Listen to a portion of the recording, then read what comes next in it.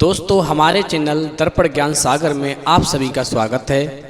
मित्रों, आज का विषय है इस चीज का बना हुआ काजल आँख में लगाकर पत्नी के साथ संभोग करने पर पुत्र की ही प्राप्ति होती है और सूनी गोद भर जाती है। तो आइए एक छोटी सी कहानी के माध्यम से जानते हैं काजल कैसे बनाया जाए। मित्रों, हर इंसान की इच्छा होती है कि उसके जीवन में एक पुत्र की प्राप्ति हो जो उसके वंश को आगे बढ़ा सके। तो इस कहानी में बताए हुए नियमों का यदि पालन किया जाए तो निश्चित ही पुत्र की प्राप्ति होगी और सूनी गोद भर जाएगी। तो आप हमारी कहानी में खो जाएं, उससे पहले हमारे चैनल को सब्सक्राइब करके बेल आइकन अवश्य दबा लें, जिससे हमारी हर वीडियो का नोटिफिकेशन सबसे पहले आप तक पहुंच सके और आप हमारी हर वीडियो से प्राप्त ज्ञान का अपने जीवन में लाभ उठा सकें। तो आइए कहानी शुरू करते हैं। मित्रों, सतयुग का समय था। हिमालय की दक्षिण छाया में एक अत्यंत पुण्यशाली राज्य था जिसका नाम था चंद्र विष्णुपुर। यहाँ के राजा धृतरथ और रानी कांतिलता धर्म और दया के लिए प्रसिद्ध थे। उनका राज्य संपन्न था, किंतु उन्हें एक ही दुख था, संतान सुख से वंचित होना। राजा रानी वर्षों तक तप करते रहे, व्रत रखते रहे। अंततः एक दिन रानी ने स्वप्न में त्रिपुर सुंदरी देवी को देखा। देवी ने कहा, तुम्हारे गर्भ से एक कन्या उत्पन्न होगी। वो केवल तुम्हारी नहीं, सभी स्त्रियों के सौंदर्य और मर्यादा का प्रतीक होगी। उसकी आँखों की रेखा में रहस्य होगा, काजल की एक ऐसी रेखा जो भविष्य में स्त्रियों के लिए दृष्टि, सृष्टि और संतति तीनों का मार्गदर्शन बनेगी। फिर कुछ ही समय के बाद में रानी के गर्भ से कन्या ने जन्म लिया। उसका नाम रखा गया लावण्यवती। मित्रों, राजकुमारी लावण्यवती जन्म से ही सुंदर थी, किंतु उसकी सबसे अनोखी विशेषता थी उसकी आँखों में जन्म से ही काजल की एक सुंदर और गहरी रेखा थी। उसकी आँखों की रेखा इतनी आकर्षक थी कि जो भी उसे देखता उसकी दृष्टि कुछ समय तक स्थिर हो जाती थी। वहीं एक दिन राजपुरोहित ऋषि वास्तु नंदन ने बालिका को देखकर कहा, ये कन्या केवल श्रृंगार की परंपरा नहीं लाएगी, ये दृष्टि की मर्यादा सिखाएगी। यदि इसकी आँखों की रेखा पवित्र रहेगी तो ये सौंदर्य का वरदान बनेगी, किंतु यदि ये मर्यादा भंग करेगी तो यही काजल इसे विनाश की ओर लेकर जाएगा। मित्रों, राजा और रानी ने लावण्यवती का पालन अत्यंत संयम से किया और उसे सिखाया कि श्रृंगार केवल दिखावे के लिए नहीं होता। काजल जो नेत्रों का श्रृंगार है, उसका प्रभाव केवल सौंदर्य पर नहीं, आभा, दृष्टि और गर्व पर भी होता है। मित्रों, जब राजकुमारी 8 वर्ष की हुई तो रानी कांतिलता ने उसे पहली बार पूर्ण श्रृंगार कराया। उसके केसों में फूल गूंथे गए, चूड़ियाँ पहनाई गईं, पायल बांधी गईं और फिर काजल लगाने का क्षण आ गया। परंतु जैसे ही रानी ने काजल की डिबिया खोली तो राजपुरोहित ने हस्तक्षेप कर दिया और कहा, रानी, आज मंगलवार है, आज काजल लगाना वर्जित है। ये नेत्रों में तेज नहीं, तामसिकता उत्पन्न करता है, ये सृष्टि को विचलित करता है और स्त्री की सोच को भी विकृत कर सकता है। इस प्रकार राजपुरोहित की बात को सुनकर के रानी कांतिलता ने अपने हाथों को रोक लिया और काजल नहीं लगाया। वहीं राजपुरोहित से पूछा कि काजल किस प्रकार लगाया जाए, किस दिन लगाया जाए, किस दिशा में खड़े होकर लगाया जाए। और फिर उस दिन से राजपुरोहित के बताए अनुसार लावण्यवती ने काजल लगाने के नियम को सीख लिया। मित्रों, एक बार जब लावण्यवती धीरे धीरे 16 वर्ष की हुई, अमावस्या की रात आई, वो अपने श्रृंगार में रम गई। दीपकों की मध्यम लौ में उसने स्वयं ही काजल तैयार किया और बिना पूछे आँखों में भर लिया। मित्रों, जिस दिन लावण्यवती ने अपनी आँखों में काजल भरा, वो दिन चंद्र ग्रहण और अमावस्या का संयोग था। सबसे अधिक अशुद्ध रात्रि थी। उसी रात महल में अशुभ घटनाएं होने लगीं। रानी को रक्तचाप की पीड़ा हुई। एक रक्षक ने राजकुमारी को गंदी दृष्टि से देखा। राजा की सभा में भ्रम और वाद विवाद फैल गया और स्वयं लावण्यवती के भीतर एक अनजाना मोह जागा जो उसे अनभिज्ञ और अशांत करने लगा। उसी समय रात्रि में स्वप्न में माता लक्ष्मी प्रकट हुईं और बोली, हे राजकुमारी, तुमने नेत्रों की मर्यादा तोड़ दी। श्रृंगार का समय, भाव और उद्देश्य तीनों पर अधिकार नहीं रहा। और जहाँ काजल लगाने का उद्देश्य सौंदर्य नहीं बल्कि आकर्षण हो, वहाँ से मैं चली जाती हूँ, वहाँ पर मैं नहीं रहती। और फिर अमावस्या की उस रात के बाद में राजकुमारी लावण्यवती के नेत्रों की आभा मंद पड़ने लगी, क्योंकि माता लक्ष्मी उसको छोड़कर के हमेशा के लिए जा चुकी थीं। उसका मन व्याकुल रहता, विचार चंचल हो गए थे। अब तो लावण्यवती स्वयं को पहचान नहीं पा रही थी। मित्रों, राजा धृतरथ ने राज्य के विद्वान ज्योतिषियों और ऋषियों से परामर्श किया। वहीं सभी ने एक ही उपाय बताया कि काशी जाकर ऋषि प्रहलाद व्योम से दीक्षा लो। इस प्रकार ऋषियों की बात को सुनकर के एक दिन राजा लावण्यवती और रानी कांतिलता के साथ में एक दिन काशी के लिए रवाना हुए। वहाँ घने वनों के बीच में ऋषि प्रहलाद व्योम का आश्रम था, जहाँ बाड़ी मौन थी और ज्ञान की धुनी अंतर में सुनाई देती थी। उसी समय लावण्यवती ने उन्हें प्रणाम किया। ऋषि ने पूछा, बेटी काजल क्यों लगाती हो? राजकुमारी चुप हो गई। क्या केवल सुंदर दिखने के लिए, या किसी की दृष्टि आकर्षित करने के लिए, या अपने आत्मस्वरूप को देख पाने के लिए? स्त्री का काजल लगाना एक मर्यादा का रूप होता है, लेकिन उसके लगाने के पीछे स्त्री का भाव अलग हो सकता है। आखिरकार काजल लगाने के पीछे तुम्हारा क्या भाव है? मित्रों, इस प्रकार प्रहलाद व्योम की बात सुनकर के लावण्यवती की आंखों से आंसू बहने लगे और बोली, महाराज, मेरा कोई भाई नहीं है। मेरी माँ की कोख से किसी पुत्र ने जन्म नहीं लिया। मैं सोचती हूँ कहीं ऐसा ना हो कि मेरी शादी हो जाए, उसके बाद मुझे भी पुत्र ना हो। ऐसा सोचकर मैं चिंतित रहती हूँ और मैं चाहती हूँ कि जब मेरी शादी हो जाए तो मुझे एक पुत्र की प्राप्ति जरूर हो, जिससे मेरा वंश आगे बढ़ सके। साथ ही मैं आपको बताना चाहती हूँ कि मैं अपनी आँखों में काजल इसलिए लगाती हूँ ताकि मेरी आँखों की सुंदरता बढ़ सके। लेकिन शायद मैं काजल लगाने के नियमों को नहीं जानती और इसी वजह से मुझसे कोई गलती बन गई है, जिसके कारण देवी माता लक्ष्मी रूठकर चली गई हैं। अब मुझे डर लग रहा है कि मेरी शादी होगी तो मेरे जीवन का क्या होगा।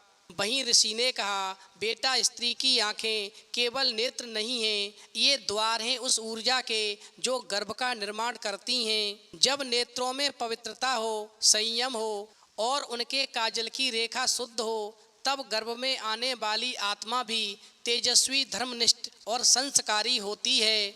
अब मैं तुम्हें कुछ नियम बताता हूँ। तुम अभी से अपनी आँखों के काजल लगाने के नियम में परिवर्तन करो और जब शादी हो जाए उसके बाद भी इन नियमों का पालन करना। तुम्हें निश्चित ही पुत्र की प्राप्ति होगी। हमेशा ध्यान रखना, यदि पूरब दिशा में खड़े होकर काजल लगाया जाए तो पुत्र रत्न तेजस्वी संतान प्राप्त होती है, और उत्तर दिशा में खड़े होकर काजल लगाया जाए तो आयुवर्धक संतान प्राप्त होती है, और दक्षिण दिशा में खड़े होकर काजल लगाया जाए तो वर्जित होता है, इससे रोग युक्त संतान पैदा होती है। और यदि पश्चिम दिशा में खड़े होकर काजल लगाया जाए तो जीवन भर संतान के अंदर आलस भरा रहता है। वहीं पुत्र प्राप्ति के लिए किस दिन गर्भाधारण करना चाहिए मैं तुम्हें बताता हूँ। यदि कोई स्त्री सोमवार को काजल लगाकर पति के साथ में संभोग करती है तो जो संतान प्राप्त होगी वो सौम्यता वाली होगी। वहीं मंगलवार को काजल लगाने के बाद यदि रात्रि समय कोई स्त्री पति के साथ में संभोग करके गर्भ धारण करती है तो प्राप्त संतान क्रूर स्वभाव की होगी, क्योंकि मंगलवार को काजल लगाकर गर्भ धारण करना निषिद्ध माना जाता है। वहीं बुधवार वाले दिन यदि कोई भी स्त्री काजल लगाकर पति के साथ संभोग करके गर्भ धारण करती है तो बहुत ही शुभ माना जाता है और समय आने पर बुद्धिमान पुत्र की प्राप्ति होती है। वहीं गुरुवार वाले दिन यदि कोई स्त्री काजल लगाकर गर्भ धारण करती है तो ये अति उत्तम समय माना जाता है, और जो पुत्र प्राप्त होता है वो धर्मात्मा और बहुत विद्वान होता है। और यदि शुक्रवार वाले दिन कोई भी स्त्री आंखों में काजल लगाकर गर्भ धारण करती है तो उसे लक्ष्मी रूपी पुत्री और पुत्र दोनों ही प्राप्त होते हैं। और यदि शनिवार वाले दिन कोई भी स्त्री काजल लगाकर गर्भ धारण करती है तो प्राप्त संतान रोग से ग्रसित रहती है और गर्भ जो है पूरी तरह से विकसित नहीं होता। और यदि कोई भी स्त्री रविवार वाले दिन आंखों में काजल लगाकर पति के साथ संभोग करके गर्भ धारण करती है तो निश्चित ही अहंकारी संतान उत्पन्न होती है। जो भी काजल लगा करके गर्भ धारण करने के नियम थे वो मैंने तुम्हें बता दिए। अब आगे तुम्हें करना है, तुम्हें कैसी संतान चाहिए। मित्रों, इस प्रकार काशी में 41 दिनों तक लावण्यवती ने एक विशेष व्रत किया और व्रत के समय में लावण्यवती जो थी केवल गाय का घी, तुलसी जल और फलों को ग्रहण करती। हर शुक्रवार को वो स्वयं काजल बनाती गाय के घी और रुद्राक्ष की लकड़ी से दीप जला करके। तो मित्रों, यदि आप भी पुत्र प्राप्ति के लिए आँखों में लगाने के लिए काजल बनाएं तो गाय के घी और रुद्राक्ष की लकड़ी से दीप जलाकर बनाएं। वहीं काजल लगाने से पहले वो नेत्रों को गंगा जल से धोती और दीप की लौ को एकटक देखती रहती। वहीं ऋषि ने उसे सिखाया कि श्रृंगार तब तक पवित्र है जब तक वो केवल स्व के लिए हो, न कि प्रदर्शन के लिए। मित्रों, इस प्रकार लावण्यवती ने ऋषि के बताए अनुसार नियमों का पालन किया और काजल लगाया, जिससे उसकी दृष्टि में पुनः तेज लौटा। और फिर एक दिन जब वो ध्यानस्थ बैठी थी तो त्रिपुर सुंदरी देवी पुनः प्रकट हुई और कहा, अब तू दृष्टि की मर्यादा पूरी तरह से जान चुकी है, अब तू मोह से मातृत्व की ओर बढ़ने के लिए योग्य है। मित्रों, इस प्रकार कुछ वर्षों के बाद में लावण्यवती का विवाह एक श्रेष्ठ राजकुमार आर केतु के साथ में हो गया, जो स्वयं तपस्वी और विद्वान था। वहीं शादी के बाद में प्रथम शुक्रवार को ऋषि प्रहलाद व्योम ने संदेश भेजा कि आज तुम्हें वह श्रृंगार करना है जो केवल एक पुत्र नहीं, धर्म के वाहक को भी जन्म देगा, जो बहुत ही बुद्धिमान पुत्र होगा। मित्रों, इस प्रकार लावण्यवती ने वही घी का काजल लगाया और वही रेखा बनाई। फिर तो कमरे को वास्तु अनुसार सजाया, पूरब दिशा में दीप रखा, चंदन और केवड़े की धूप लगाई, सफ़ेद रंग की चादर बिछाई और खिड़की से आती चंद्रमा की रोशनी थी। और फिर उसी रात गर्भाधान हुआ। उधर गर्भस्थ शिशु से लावण्यवती ने संवाद करना सीखा। लावण्यवती रोजाना शुभ ग्रंथ पढ़ती, हाथ में तुलसी माला रखती, नेत्रों में केवल वही काजल लगाती जो स्वयं निर्मित और मंत्र सहित होता। मित्रों, इस प्रकार समय धीरे धीरे व्यतीत होने लगा। एक दिन ऋषियों ने भविष्यवाणी की कि हे लावण्यवती, तुम्हारे गर्भ से जो पुत्र जन्मेगा वह दृष्टि का धनी और मर्यादा का रक्षक होगा, बहुत ही बुद्धिमान होगा। और फिर समय आने पर ऐसा ही हुआ।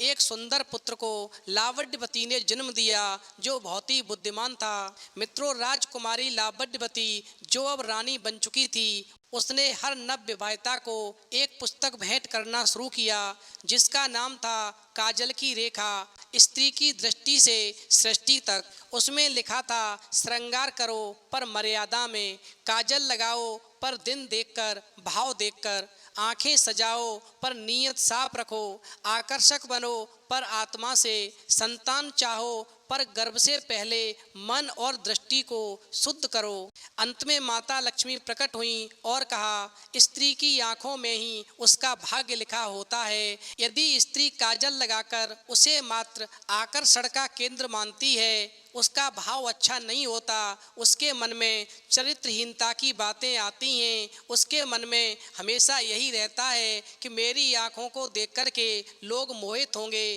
तो वहाँ पर धर्म भंग होता है और ऐसी स्त्रियों की गोद सूनी रह जाती है। क्योंकि माता लक्ष्मी आगे कहती हैं, यदि वो आँखें धर्म और संयम और प्रेम से भरी ना हो तो ऐसा काजल लगाना पूरी तरह से व्यर्थ जाता है, जिसका फल अच्छा नहीं मिलता। और यदि काजल लगाने के बाद में वो आंखें धर्म, संयम और प्रेम से भरी हों तो सारा संसार उसकी दृष्टि में बदल जाता है। तो मित्रों, आज भी जब कोई स्त्री पवित्र भाव से काजल लगाती है तो कहा जाता है कि काजल की रेखा नहीं, ये तो मर्यादा की लक्ष्मण रेखा है। तो यदि आपको आज की हमारी कहानी पसंद आई हो तो प्लीज़ आप हमारे चैनल को सब्सक्राइब करें और माता लक्ष्मी के लिए एक लाइक करना बिल्कुल न भूलें।